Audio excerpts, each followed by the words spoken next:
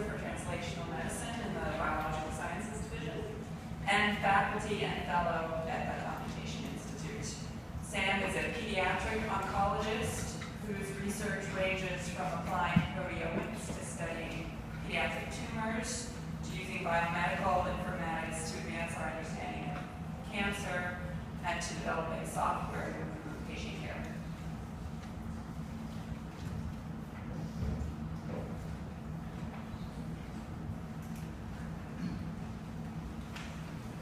Okay, thanks, Bridget, and thanks to the organizers for inviting me to speak today. I thought I would spend a few minutes talking about the neuroblastoma database that we developed over the last couple of years, because I think it illustrates a lot of the issues that come up when we try to do something that technically looks easy, but then when it comes down to regulatory and governance issues, actually becomes quite difficult. So the tumor I study mostly is called neuroblastoma. Despite its name, it's not a brain tumor, and there's plenty of well-paid physicians out there in the community, adult physicians that think neuroblastoma is a brain tumor. So I always start by showing this slide. It affects the adrenal gland, it affects other parts of the sympathetic nervous system. The interesting thing about neuroblastoma is that it can affect all age groups, but if you're a baby, you get it, you're almost always cured. If you're a teenager, you get it, you almost always die. And the different ways that this disease can present to you is very interesting to me. It makes it very interesting to study.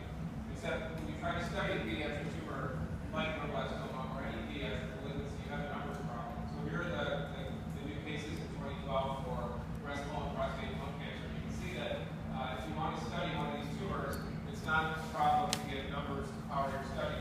The new cases of neuroblastoma in the U.S. is about 800 to 1,000. So it would be very difficult to study a tumor like this. The only way to do that is through consortium-driven research. And so about 10 years ago, the neuroblastoma risk group was formed, and it was made up of the COG, the Tumor Oncology Group, and then groups from Europe and Japan. And the idea was to try to bring together lots of data on neuroblastoma patients so we could finally learn something about the epidemiology, and we could learn something about how the tumors present, how they can be treated, and really power those studies. And their job was to collect patients, but not only to collect patients, but to standardize the terminology. And any of you who work with clinical data know that it's very difficult to standardize terminology over multiple different consortia, over multiple studies, over multiple groups. Even within a hospital, we're having trouble now standardizing our data dictionary. Imagine doing that over all these countries. But they were able to collect about 9,000 patients, and they put them in a database.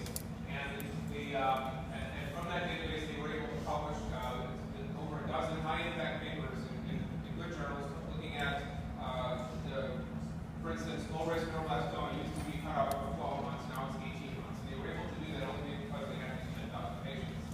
But when I say database, this was their database. It was a giant Excel spreadsheet. And for many people, I think their database is exactly this. It's a giant Excel sheet. It lives on your laptop, it lives on your computer. And it can be very difficult to do things with an Excel sheet. You can't update the data, you can't do complex queries, you have no access control, you can't do any security or auditing of the data. And the part that we were very interested in is that it's very difficult to make any meaningful connections to other data sources. Research among academic medical centers is very siloed, and doing any sort of sharing of data or any sort of collaborative research is very difficult. And as I'm going to hopefully show you, the difficulty is not in the technical part, the difficulty is in the governance and the privacy and legal issues involved. So the current workflow, if you want to study neuroblastoma, is if you think about a problem, this person wants to study tumors that have this oncogene amplifier. You send an email to the COG statistician. COG statistician reviews the data and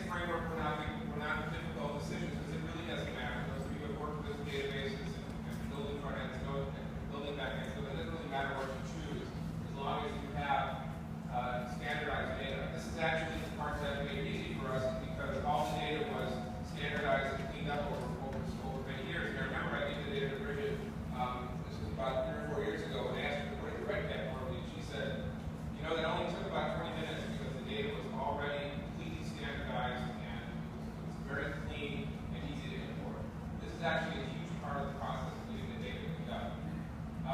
Having good technical and political contacts is really important. So Sue Cohen is here. She's one of the world leaders in neuroblastoma, and Andy Pearson in the UK were able to help us get this off the ground and get it defined from a lot of the different researchers around the world. And then privacy and security are big issues. The COG did something very smart. For every patient, what they did is every patient gets a sort of a coffee group number, but they also get something called the USI number. That USI number follows around every single sample and bit of data about that patient. And the COG keeps what's called non-stroker. They keep that mapping, but if you look up genomic data, tissue data, anything about this patient, it'll have the same USI number on it. So you have some sort of way to bring the data together, and then you can always go back to the original information you needed.